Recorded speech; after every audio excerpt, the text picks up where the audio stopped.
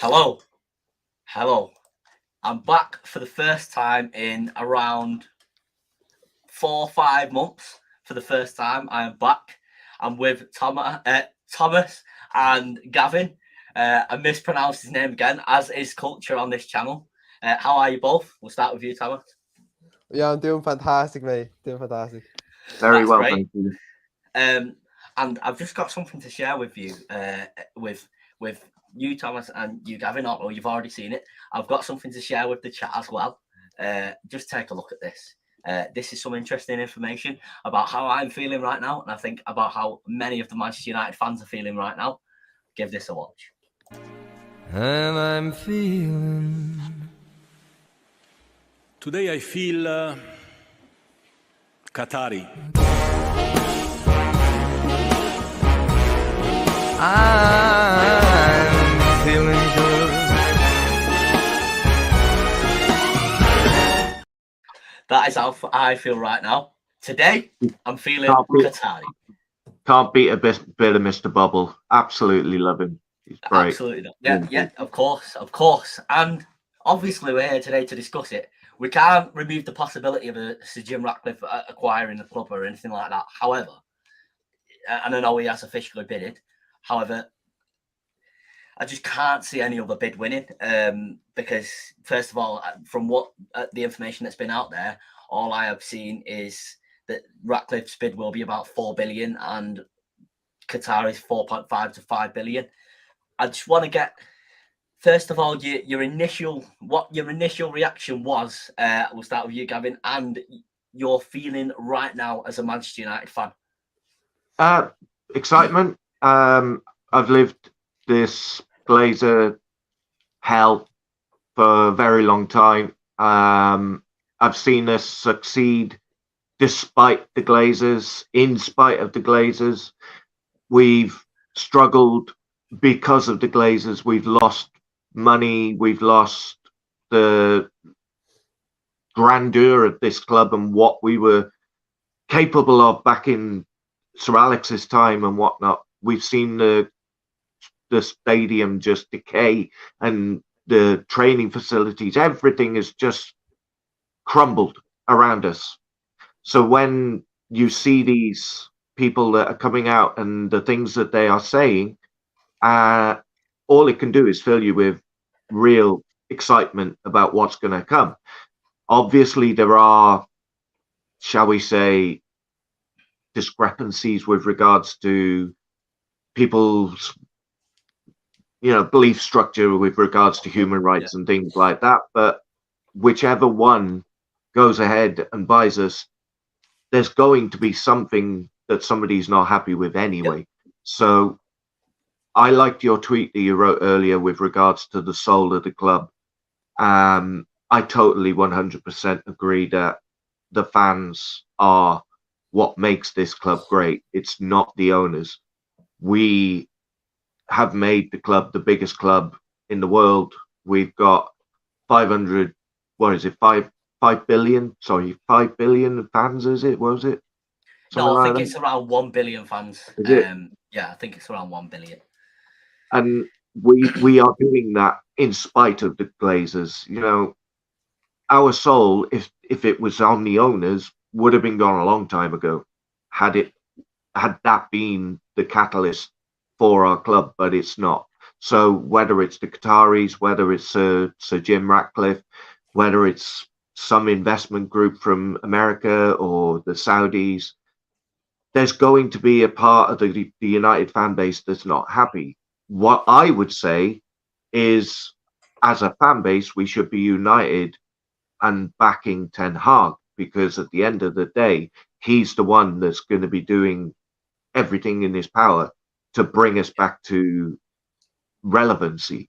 He's already doing an amazing job. We're ahead of where we thought we would be. Whoever the owner is going to be, as long as they do the things that they're saying, like investing in the training ground, the stadium, the players, everything, the squad, if whichever owner does that, then it shouldn't really matter who the owner is.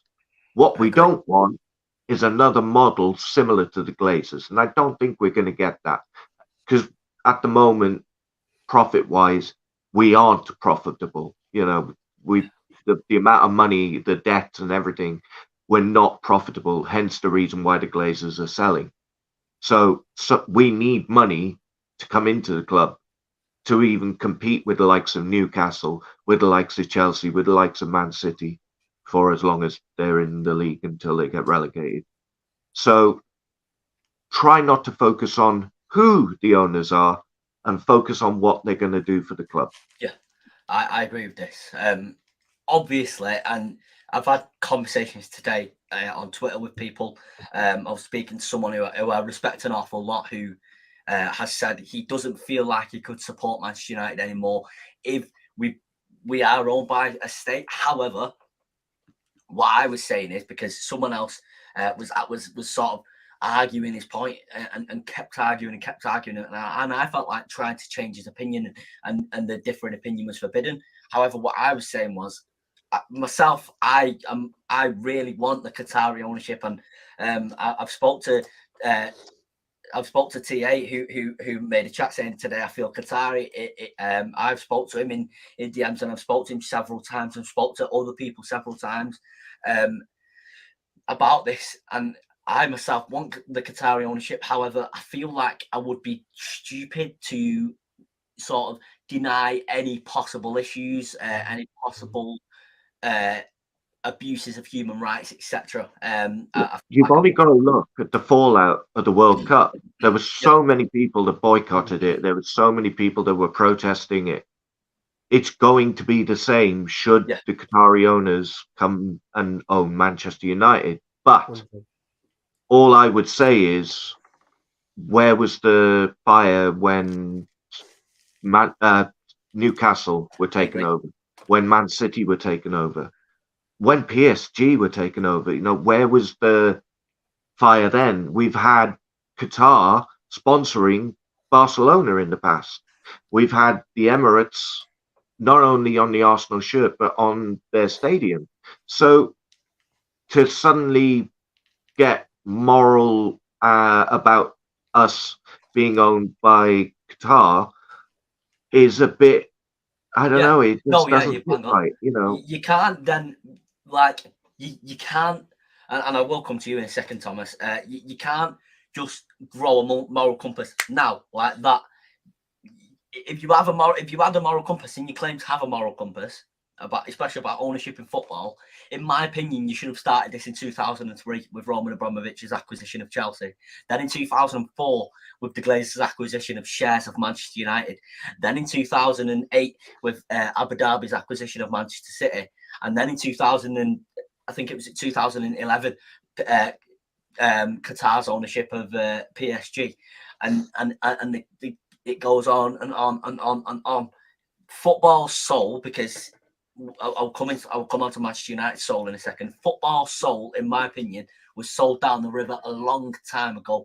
And I was looking at someone's tweets earlier today, and he's very much an older fan than someone you would say may support the Jim Ratcliffe bid. However, he doesn't. And he was saying he remembers when Louis Edwards owned us, which was Martin Edwards' dad, and he had a shady meat business.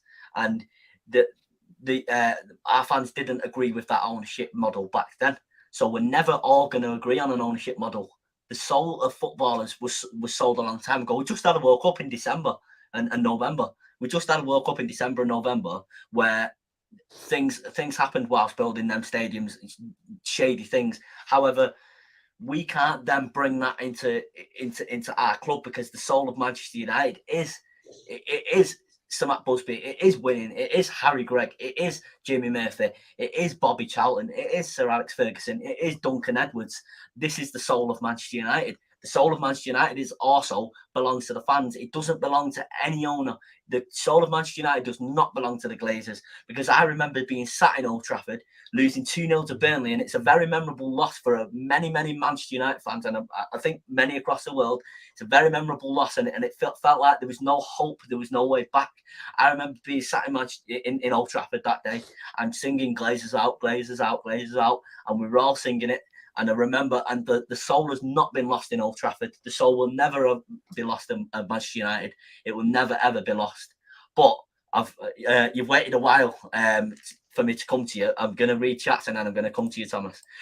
Robbie says first, hello lads, hope you well. TA says, today I feel Qatari. I assume that's the Qatari emoji, but it won't show up on my computer. I don't know if it shows up on the screen. Yo, long time. Big up, Ravi. I hope you're well. Big up yourselves. Not being funny, I just hope it's a PR stunt from the Glazers. In my opinion, it can't be because, first of all, this is a family who have already been sued for the same thing in the past by Harley Davidson. They got sued for manipulation of the stock market by Harley Davidson, and they got sued for manipulation of their own shares, Joel and Avram, by their own family members by manipulating their own shares. This, I don't think they would risk it again. I really don't think they would risk it again. So Jim's failed at OGC Nice. What makes anyone think he'll succeed at this biggest club in the world? I agree, to be honest. Hey, Marnie, I hope you're well. Mbappe, De Jong, and Bellingham, Qatari. I bloody hell, you've got me dreaming. But Thomas, hope you're well. And I want you to say how you've been, and since I last streamed with you, and I also want to know your initial reaction in November to the club being up for sale, and then initial reaction to the Qatari bid, and then how are you feeling right now? Yeah, Jesus. So one of our last Premier League game reviews was in May, and I'm trying to cast my mind back to them awful, horrible days. Like I remember, did we lose to Crystal Palace? That last game, yeah. I mean, it was absolutely dreadful. I remember just feeling terrible, to be honest. I as a United fan, a lifelong time United fan, to watch the club, that was probably the lowest of the lows, to be honest. I mean, there was nothing good to look forward to, really. And obviously, like we were saying before we went live, I remember we had a debate about Ten Hag and Poch, and I was very much pro Ten Hag. And I thought he'd be revolutionary for the club, and it's going to pass. I think I'm right there, But,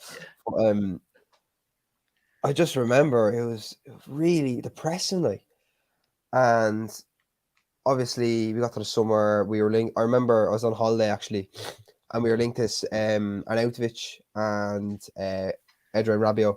Yep. And that was in mid-August, so I was just finished with the club, to be honest. I fell out of love with football. It was just there's nothing to look forward to, like I said. But then obviously we signed Anthony and Casemiro, but then we lost to Brentford before that, and ever since we've sort of just turned into one of the most informed clubs in the world, to be honest. Yeah. And I sort of realised after beating Liverpool and obviously going on a good unbeaten streak and that, and almost people are saying in our fan base that we're challenging for the league, you sort of just feel proud to be a United fan again, Like, I mean, we've had a hole in that midfield for when did Carrick retire? 2017, 18? 2017. Yeah. So 5-6 years ago. And we never replaced them. And we finally did with Casemiro, and we're just reaping the benefits of that. I mean, Paul Scholes said yesterday that we could win the quadruple. I mean, I don't know what he's smoking, to be honest, but I want some of that. But listen, obviously in November, we were in a good place, to be honest. Obviously doing well in the league and stuff like that. But when they announced they were selling the club, I was sort of cautious about it, to be honest. I was very like, this is another stunt to try cool the protests and the Glazers out movement and all that. But it's come to pass that they actually are selling the club, and you get more excited day by day when you hear news like that Qatar, Saudi Arabia, Sir Jim Ratcliffe, all these people are interested in buying the club and acquiring it. And then when you actually see that Qatar officially bid like £5 billion or something like that, and they obviously announced what their plans are, or their manifesto almost, and it's very promising. Like Gavin said earlier on, like redevelopment of the stadium, investment in the youth and the academy and the structure and all, like even the surrounding places in Manchester and stuff like that. It's really promising stuff. But obviously, yeah, I'm like yourself, Kane. I was very much pro Qatari. Like I really want to be owned by the Middle East, one of the Middle Eastern countries. I mean, in my opinion, I think it's the only way to achieve in football nowadays. I mean, like you said, football sold their soul 20 years ago, maybe. Yeah. And these rich billionaires have come in and bought these clubs and brought them to the highest of highs, winning Champions Leagues, their domestic leagues, just dominating them. And I think it's genuinely the only way to become successful in football now. Like, I'm very against. I was very against the Jim Ratcliffe bid. I don't want him in charge or owning the club purely because how he's ran Nice, and it's not been great.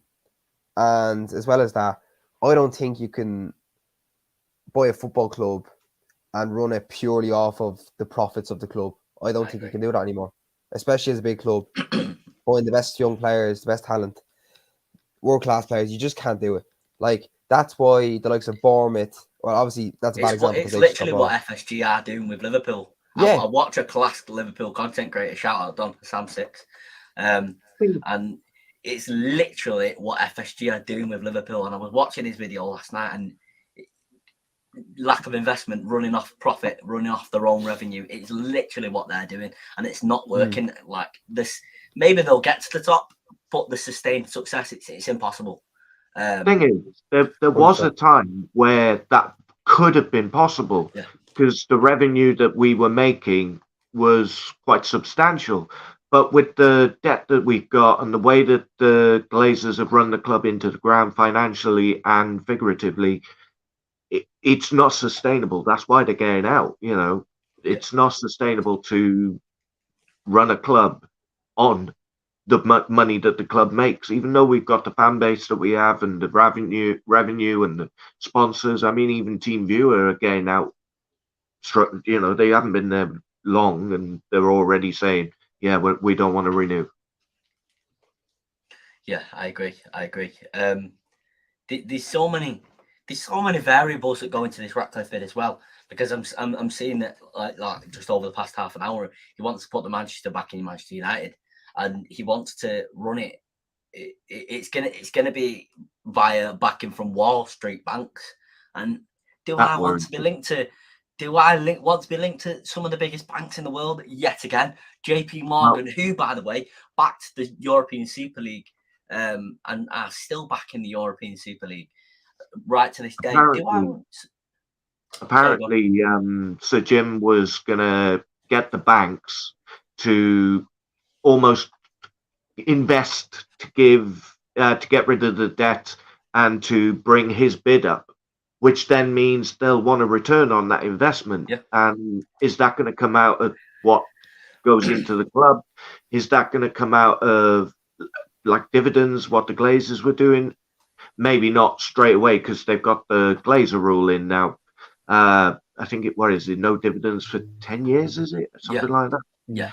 But it does worry me when I hear that they've been backed by the likes of Wall Street, because that to me sounds like a money-making thing rather than a rejuvenation of the regeneration of a club. Yeah. Also, the debt may not be against Manchester United, and I don't think it will be against Manchester United, just like the Glazers did, because it's literally illegal to do. However, and Stephen Allison made this point, and I really agreed with him. Regardless of whether that debt is against Manchester United, that debt is going to be fresh debt against Ineos that has come from the acquisition of Manchester United. Therefore, Manchester United will be paying that debt regardless, because it has come from the acquisition of Manchester United. It is linked to Manchester United, right? Regardless of whether it's against Manchester United, it's linked to it. Also, I just don't think he has a proper plan in place.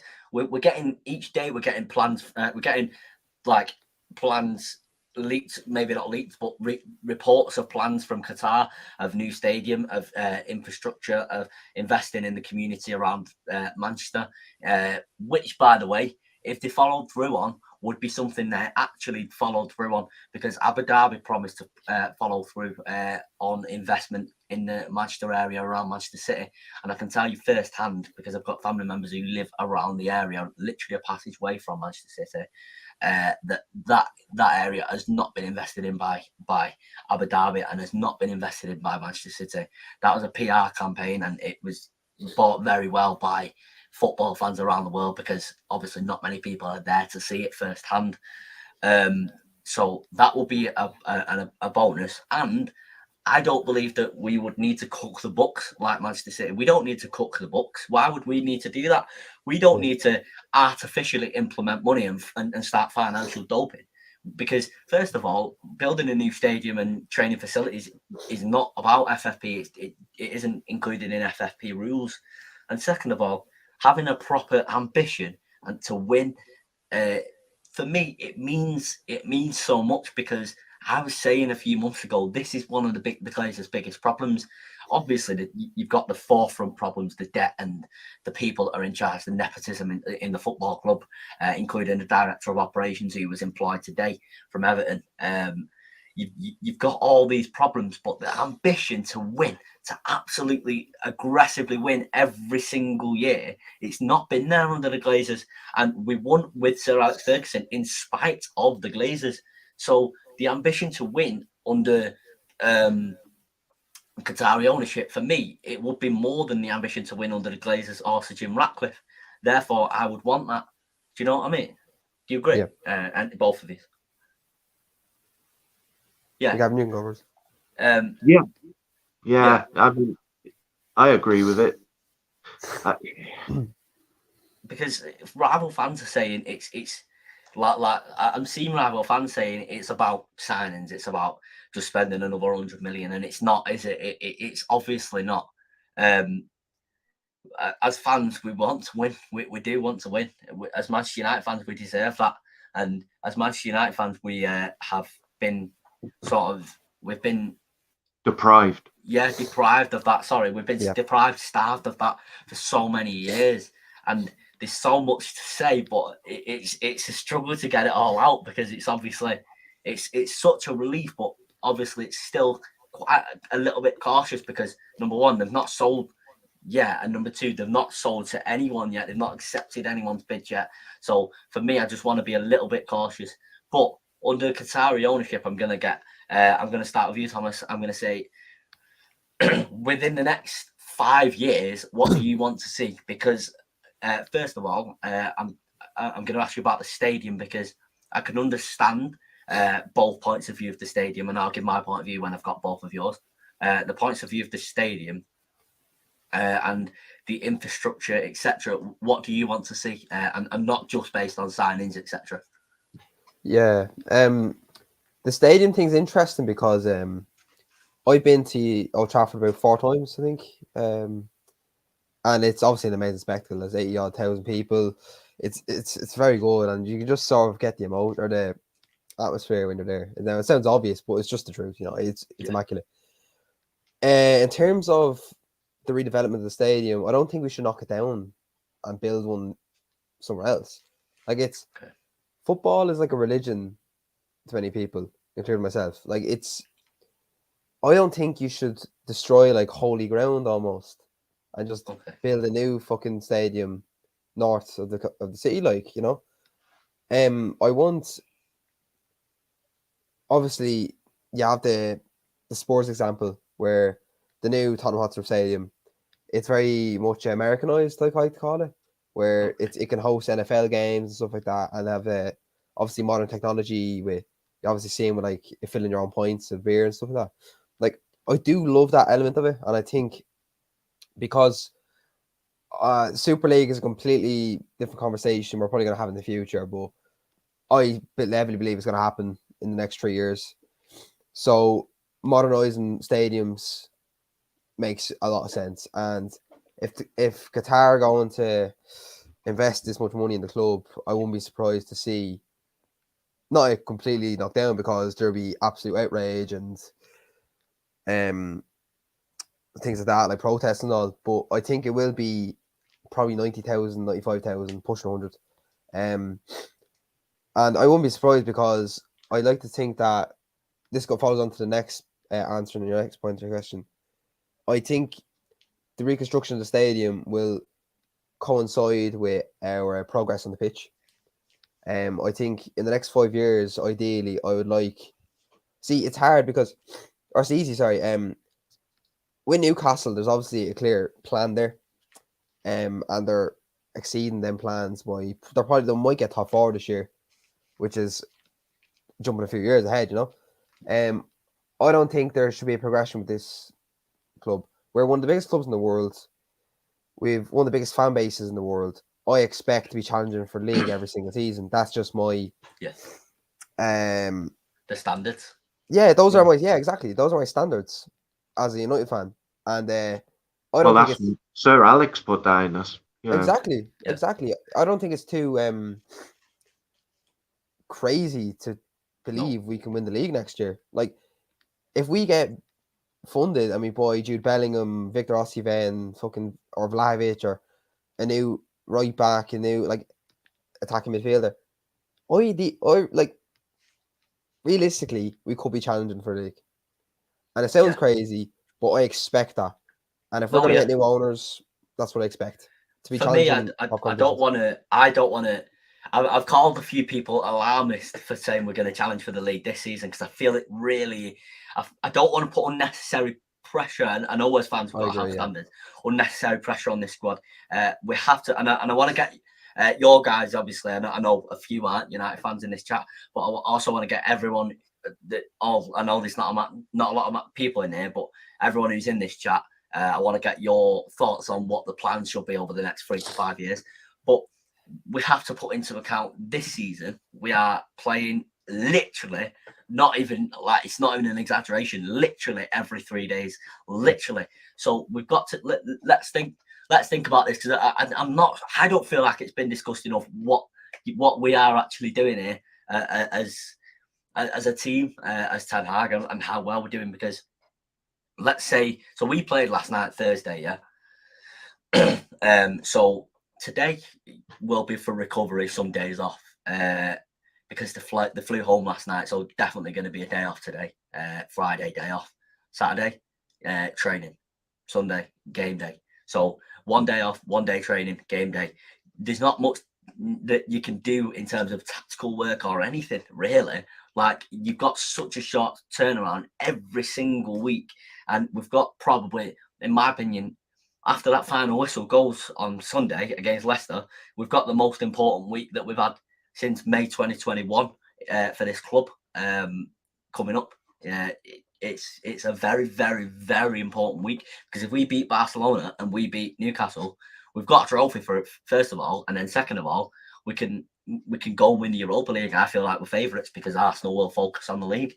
So if we do that, if we win a trophy this season, in my opinion, it's vital that we win a trophy this season in order to kickstart the new owners. Let's just assume it's Qatari ownership to kickstart the Qatari ownership's ownership, basically, because you don't want to have to be chasing that first trophy that like Pep Guardiola when he went to City, he was chasing that first Carabao Cup because it was like a pedestal that put him on, and it sort of, it was like a podium that put him on, and it challenged them to go further and further and further and further for titles, league titles, etc., and challenge them for Champions League, whatever.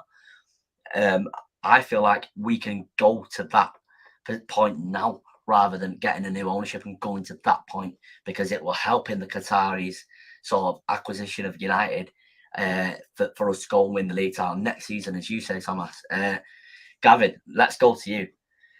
I'm going to ask you again, because you didn't give me your initial reaction from November, because I'm not sure I made that very clear when I was asking.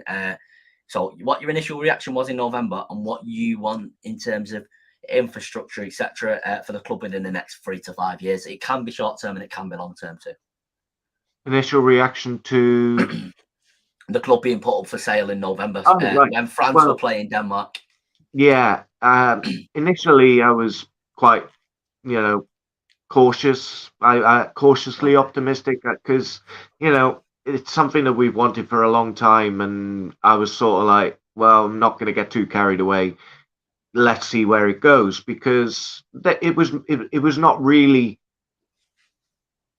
official to everybody straight away. It was like this journalist was saying one thing, somebody else was saying another, and until it actually then came out as, oh no, this is real, then you sort of think your mind starts going into overdrive. Then you start thinking, oh my God, we're actually going to finally get our club back. Then you start thinking, well, who's going to buy us? Who's going to come forward?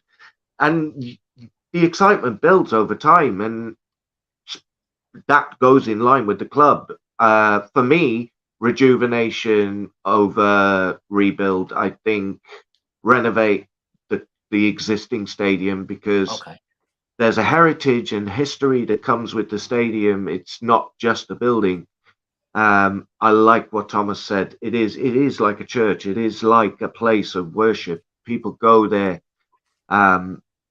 It is part of their life. It's part of their everyday life.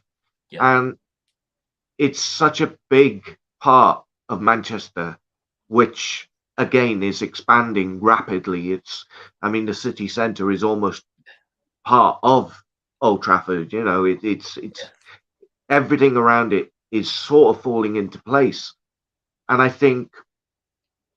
don't think it's going to take too much to build on what we've already got, to strengthen the foundations of this amazing stand, this stadium that we have. Don't get me wrong, I'm jealous of the likes of Spurs with their stadium and the technology and everything that they've got, but it almost feels like soulless. I don't know. To Okay. me, it I think White Hart Lane was better.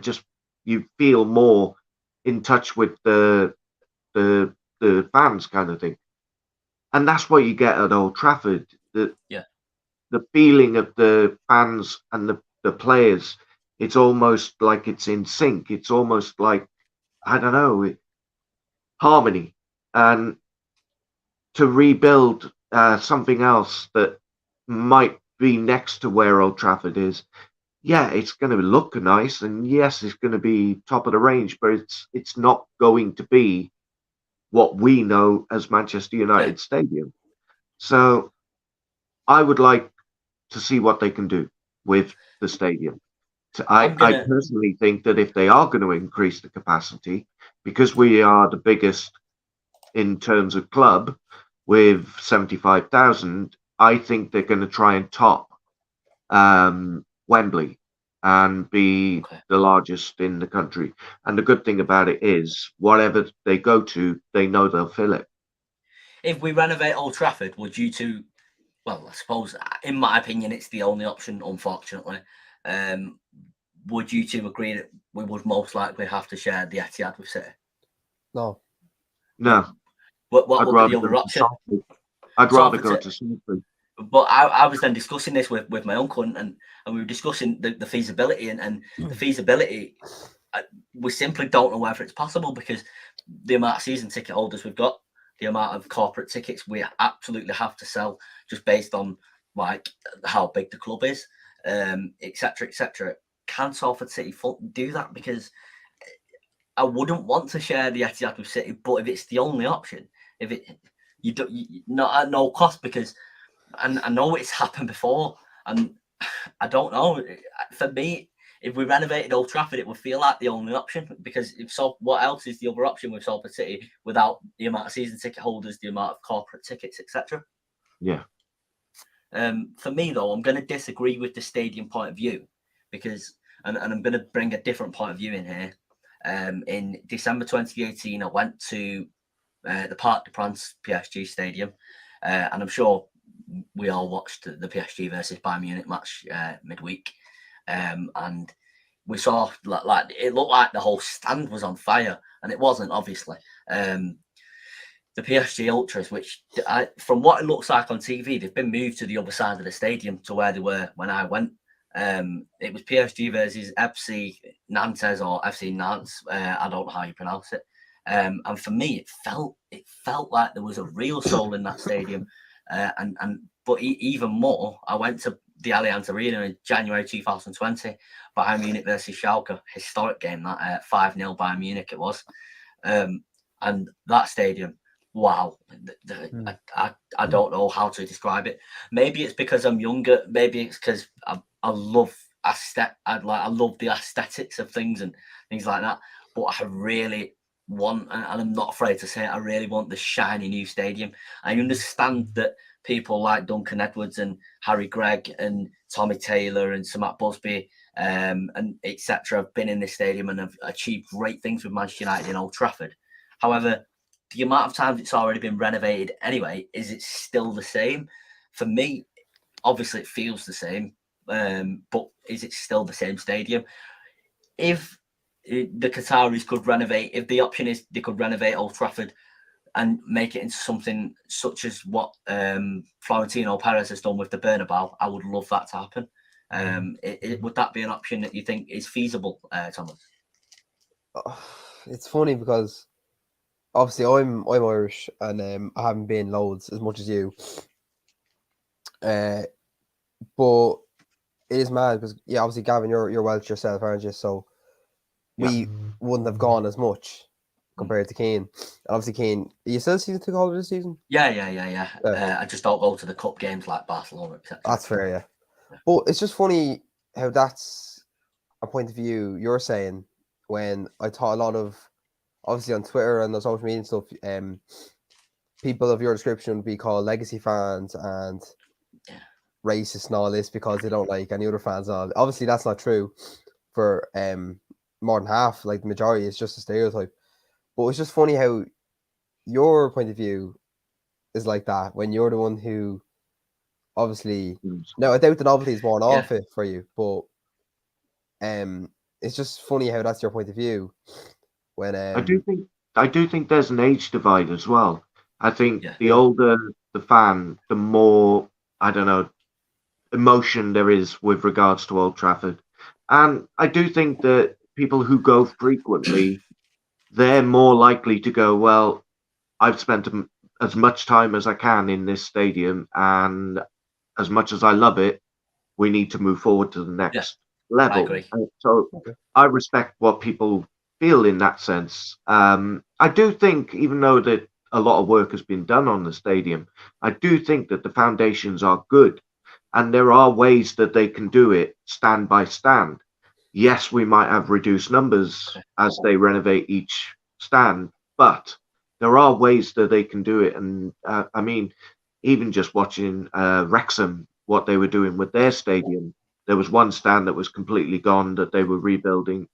Yes, it's going to be on a bigger level with regards to United. But when I watched the Barcelona game last night and you saw the stands going up into the gods and how many people there were there, and I thought to myself, you know what?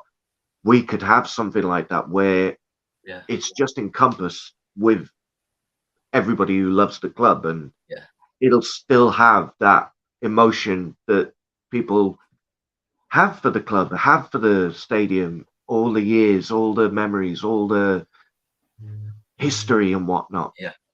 I remember going to my first game versus Celtic in the Champions League with my mum. I can't remember just how old I was. I might have been 3 or 4. But I remember being at the Old Trafford for the Henrik Larsson hat-trick against Aston Villa. Many fans have got memories of being at Old Trafford from being young and the first matches and from being just having amazing days. That the City game just gone when we beat them. For me, that's going to be a memorable day forever because I remember saying during lockdown, and you can see that I'm getting quite emotional while talking about it. Not sad emotional, but really happy emotional because I remember during lockdown and I was saying, I must have said so many times to so many different people, whether that was on the phone, whether that was to my mum, to my neighbours, etc.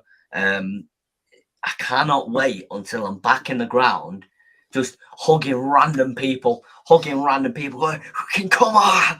Do you know what I mean? With that incredible, uncontrollable feeling of like, oh my God, I cannot believe what we've just done. I cannot believe this club. Like, I can't believe what we've just done.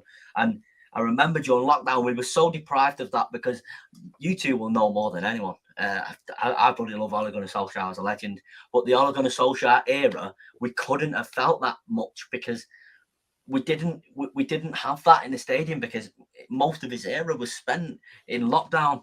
And I enjoyed the era. Don't get me wrong, it was bloody vibey. It was Ole Gunnar Solskjaer's vibey Reds with Cavani up front, but we couldn't get that. And for me, last season, I didn't feel that. No, the wins didn't feel good at all. The wins just felt like we always found a way to mess it up. I remember being 2-0 up to Leeds away, and we conceded 2 in 1 minute, and we ended up winning 4-2.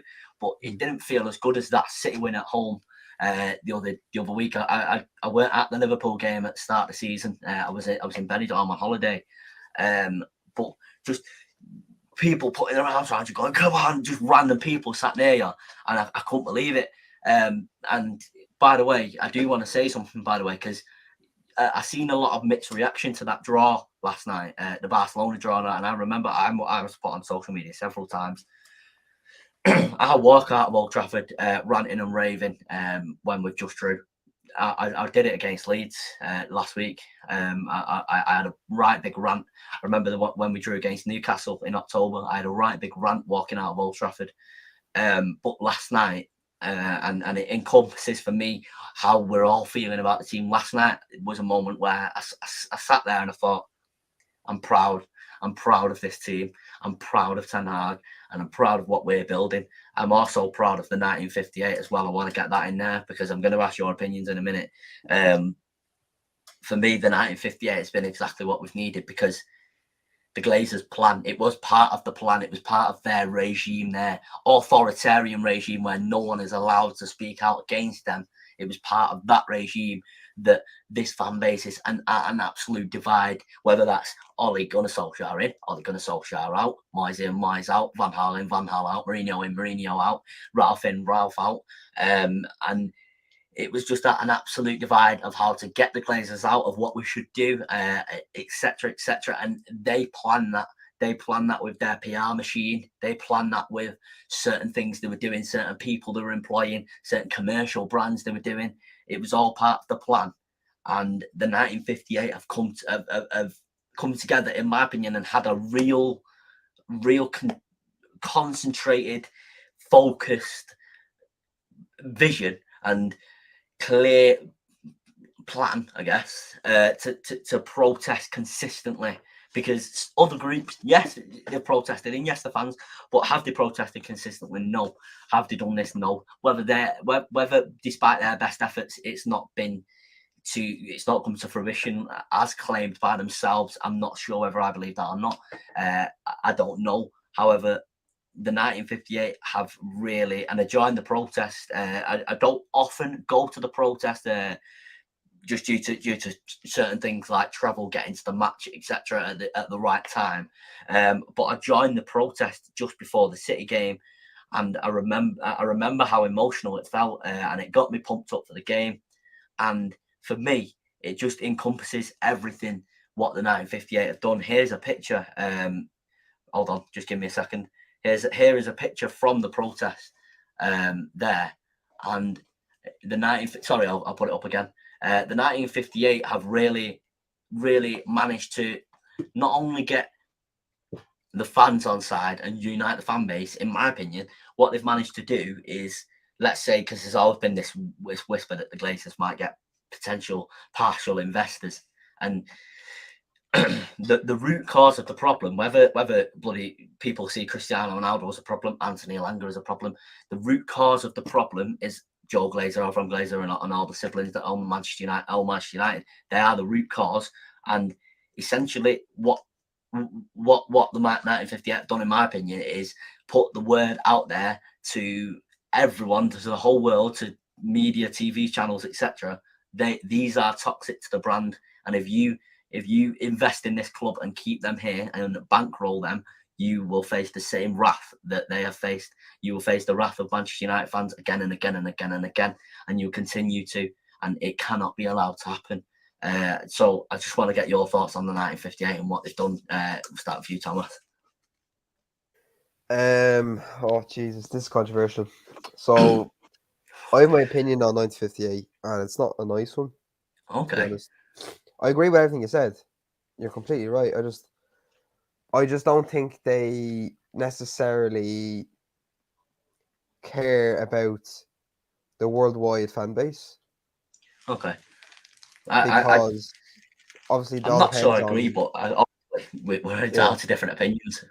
because obviously people there's some very imaginative and creative people out there, and I am yet to see in is it 17 years now the Glazers have owned us. You know, I'm yet to see an innovative way for online fans to actually have an impact in the Glazers protest, apart from, of course, leaving bad reviews on partners and stuff like that. Like, I understand it's impossible. It's not impossible. It's tough. It's hard for fans to travel to Manchester. And Can I just ask you a question though? Yeah. I don't know if you've seen it. I don't know if you are aware, because I am aware that you use social media a little less than you used to. The 1958 have done targeted campaigns against Sky, against Ofcom, against BBC, against the government. They've done it against many other people, many other organisations, etc., that were trying to silence us. And what they did was, on the website, they gave everyone a link. They basically, tweeted the link several times for several different organisations as a protest, and it just gave you a copy and paste to send to an email, and you could have done that. Marnie could have done that from Barbados. Robbie could have done that from Scotland. Gavin could have done that from London, for example. Or TA could have done that from Birmingham. I could have done that from Manchester. And this was consistent. I'll jump in there and agree with you on that, because what I was going to say was the reason. Personally, I think their days, they should go with the Glazers, because they are supposed to be the voice of the fans, and I don't think they've done enough. So what has been so refreshing with the 1958 is they've had the boots on the ground, but they've also had the website where they have been able to contact fans in America, contact fans in Europe, say, right, well, look, we're coming to this stadium, we need you to do this, that, the other, or we're doing this targeted review bombing of sponsors, putting statements out, copy pasting it and sending it, like Kian was saying. They haven't just solely focused on the match going fans, which I felt quite in tune with, because I was like, there are a number of fans who feel, well, because we're match going fans, we're better fans than the rest of you. And I do get that, because, they support the club, they go home and away sometimes. So there is some legitimacy to that. But that doesn't mean that the rest of the world, or the people that can't get to Old Trafford, are any lesser of a fan. And what I feel that 1958 have done is sort of be inclusive and find a way of making it so that those who can't attend the protests can still have an impact. I agree. I do agree. Okay. Obviously, you're entitled to a different opinion. I just wanted to make sure you were aware of that, because obviously, I don't think most have done what has been needed to be done, and I think themselves would probably agree with that, regardless of the consequences, the context, because nobody in history, nobody in 20 years is going to look at the context. Nobody looks at context in history in terms of things like this. Context is going to be looking at as who organised those protests in that last year, 18 months to get the Glazers out. Who did that? Because, like I said, you can put out statements. You can be on a fan advisory board all you want. You can ask for a fan share scheme all you want, which, in my opinion, it's the most unrealistic thing possible right now. It's so unrealistic for us to be run like a fan-owned club now because of the damage that's already been done. Even if 10 million people got together and put £1, do you know what I mean? It's literally £10 million. It's nothing nowadays. It's literally nothing in the context of what sort of we need to be run like. But I do obviously, 99% guarantee nobody from the 1958 will be watching this. But if you are, thank you for helping us and uniting the fan base. From me personally, obviously others are allowed different opinions, but from me personally, thank you. Just an added touch to that, I also like the fact that they're not doing it for clout. They're not trying to sort of be famous and recognizable. You know, you've only got to see the spat with TalkSport and the fact that they're having arguments with Simon Jordan, and he's like, "Oh well, you won't even come on and have a chat with me." And then they show the email that they received where they were invited to go for an interview and they turned it down. You know, that to and me. Also, they made it clear that they were invited by the Glazers to join the fan advisory board, which muster on. They made that clear on I think it was United We Stand podcast or United Review podcast. They made that clear, and they said we're never ever going to become something like that, become something where we're being paid by them, do you know what I mean, or we're being paid off. Like they said, some things are worth fighting for. Something it's for you, for us, and for each other, do you know what I mean? And we're nearly there. 18 years worth of fight. They'll actually probably be happy to disband once we have new owners. I don't feel that they're an organization that will say, right, we've got them out the door, now we've got our foot in the door. I think their objective was one objective, and that's to get the Glazers out of the club. And once that's done, they could sort of sit back and say, right, job done. And obviously, if we go down the route in a few years, 5-10 years time, and things aren't going the way that we thought they would, at least we know that we have got organizations and groups that, you know, we can achieve something together. Although we can be divided on a lot of things, we can also be together. And you know, it's taken a long time, but we're finally at a point where there's daylight. And for me personally, I just feel a lot of that has come from the galvanizing of the 1958. I agree with that. Also, I don't know whether many people will agree. For me, I want the football club being put back on the badge.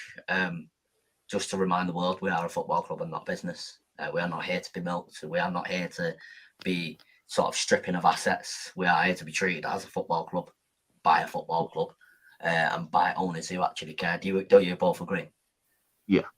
And we're going to end on a lighter note, because obviously it's all very exciting, but at the same time it is quite stressful, because there's so much to take in and there's so much going on, and there's so much to process and so much to debate.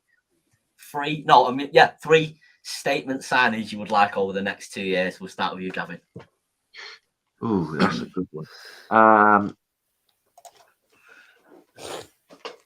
I'd like Bellingham to come. I do think Bellingham next to Casemiro would be, well, it would be massive. I don't think I'd want De Jong after last summer. And I don't know whether he'd want to come anyway, but that saga went on far too long. Striker, Osimhen, Victor Osimhen.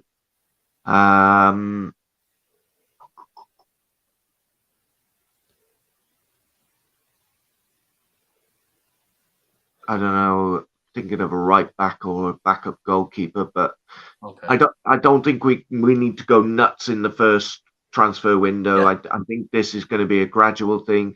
All I want is for whoever the new owners are to leave it to Ten Hag. I don't want them doing, like, for instance, I don't want the Qatari ownership to be the PSG ownership, because yes, they might have won titles in France, but what they bought the club for to do is win the Champions League, and they haven't done it. And look at the people that they've got playing for them.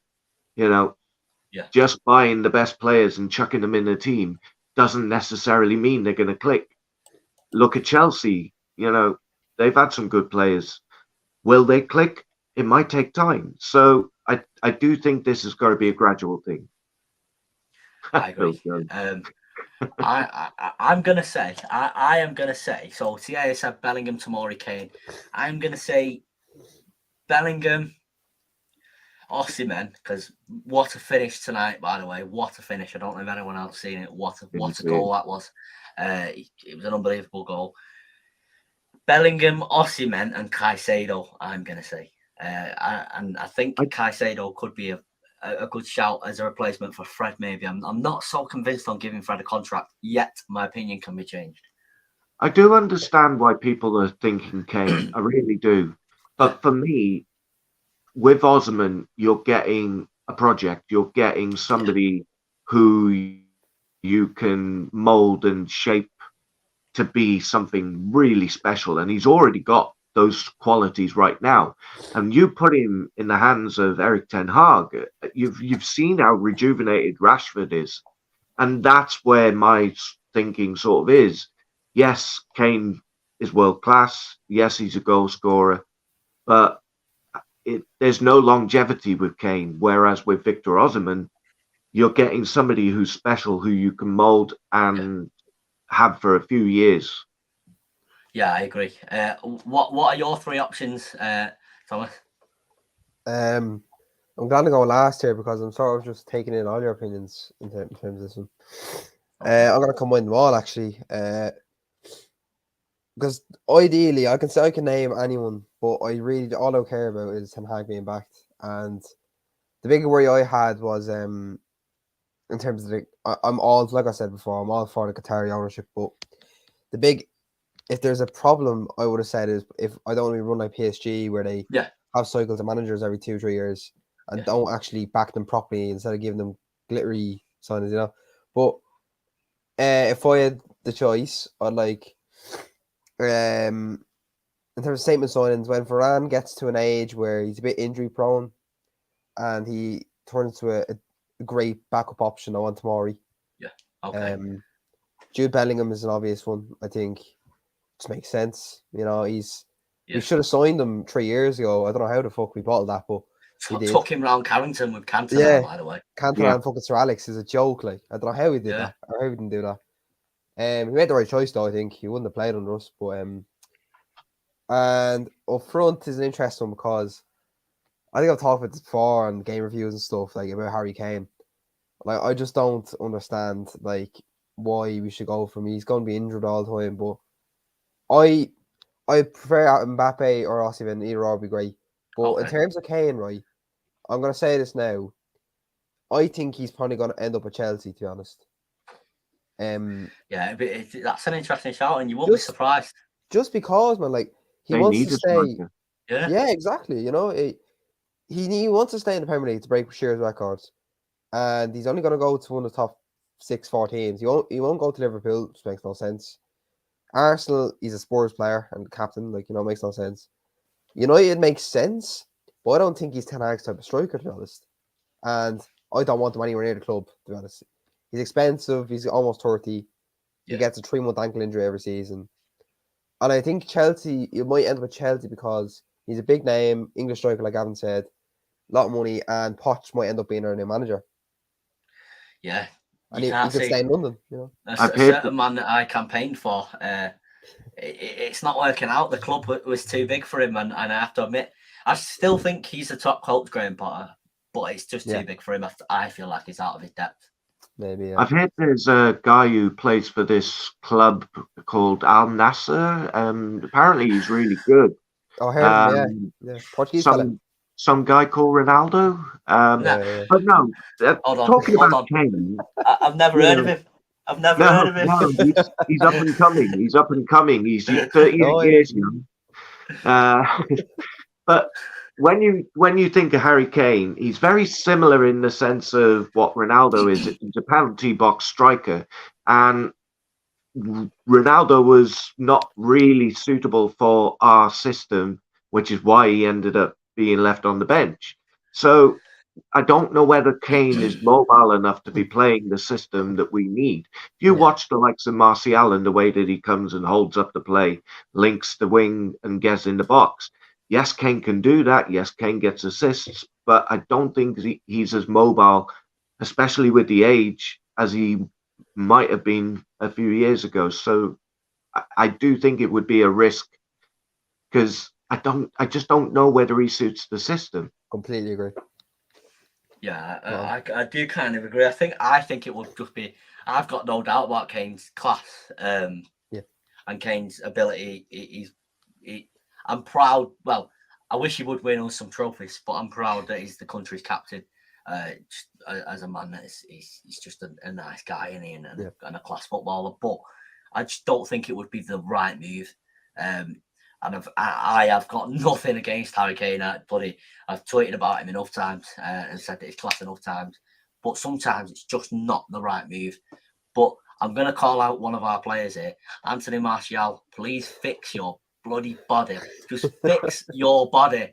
We need you. Please fix your body. You are so frustrating because you are so class and you suit this system so well.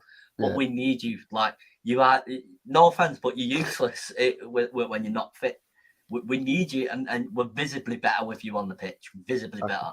Well, I'd be having a word with Fred because his injuries aren't happening when he's playing.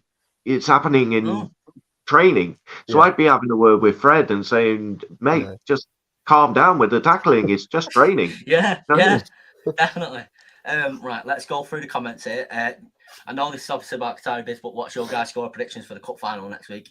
I'm going to say 2-0 to United. 3-1. 3-1. What are you going to say? 3-1, yeah. 3-1 sounds good. I think I'm going to be a bit emotional if we win the game, and it's going to be a different type of celebration. It's going to be a different type of roar. Kane, you said you'd do a live stream. You'll come back if we won a cup. So I've got the. Don't worry, I've got the thumbnail ready and I've got the stream scheduled. Unlike tonight where it weren't planned, I've got the stream scheduled and I've got the thumbnail ready. It will just take a while for my computer to come back on because my computer does that every time I turn it off. I'm going to say 2-0. I'm not sure why. I see Rashford turning up and I see Bruno turning up. I said it in the summer, and for the first time in last summer, it was, I think, the first time that us as Man United fans have enjoyed having a break from Man United. We were just so stressed and depressed. But I said in the summer, it's going to take a long time for these players to earn my trust back. It's going to take a long time. And some of them have earned it back. Rashford has earned it back. Bruno has nearly earned it back. I think if these players, such as Rashford, and people know I stood by Rashford, he got away with murder with me. I just found it more sad than infuriating, his performances. If these step up in this final, my trust has been earned back by them. Newcastle are in a bit of a slump at the moment as well. And they play Liverpool tonight. It's gone midnight, so they play Liverpool tonight, and either way, us as Man United fans win because one of them are going to drop points, obviously. So either way, we win. So for the cup final, let's just go back. Let's go through the comments. I'd agree with Gavin. I managed to get to Old Trafford once for Bruno Fernandes's debut. I remember that day, actually. I was cheering every time he got on the ball. The whole stadium was class. Definitely something about something that lives with me forever. I can see that opinion. He wants a Nunes, Karius, and Phil Jones contract extension of first team football. Karius, I was actually watching his performance. I was watching the highlights of that Real Madrid Liverpool final. I can't believe how bad he actually was. Looking back, I remember watching it and I knew it was a blunder, but I can't believe how bad he actually was. Parag says Maignan. He wants Maignan. Not this. You're not keen on Maignan? No, it's not. I love AC Milan's my Italian team. I've said that before. Okay. I'm sick to death. I'm saying it now before I end. I'm sick to death of the Gea slander. He's been the best keeper in the league. I agree. Distribution's been good. 100%. I was not convinced on De Gea, but I agree. And he gets not in a way such as Scott McTominay. He loves it, he gets it, he feels it. It's just like us sort of thing. But De Gea does get this club. He really does get it. He's been here long enough. Like the way he was taunting the Leeds fans last week. He gets it. He really does get it. I wouldn't let him go. He's showing leadership qualities. You can see the way that he talks, the way that he's commanding the box. He's definitely improved with regards to distribution. But if he gets one pass out wrong, not everybody, but there's so many people on Twitter waiting for just one stray pass. The amount of times that he was pinging the ball towards Weghorst and he just wasn't getting the ball. Most people were saying it was De Gea, and it's like, well, no, he's putting the ball in the right area. It's up to Weghorst to actually win the ball. He doesn't even jump Weghorst, considering he's so tall. No, considering his height. So he has improved, and you've only got to look at the way that he's coming out. He comes off his line now. His distribution has improved. His shot stopping is still as good as it was, which is, that's what you expect from a goalkeeper. That's what you want. Do we need a backup keeper that we can, bring through and mold into the next goalkeeper? Then yeah, obviously we do. But I don't think we need a number one keeper. I personally think we need somebody who's going to be a bit like Romero, who is a quality keeper but happy to play number two. Yeah, I agree. I'd actually bring Romero back if he wanted to come back. He was a nice guy when I met him as well. But just to completely end this video, we're going to end on the video we started with, 20 seconds long. Enjoy it again, guys. And I'm feeling. Today I feel Qatari.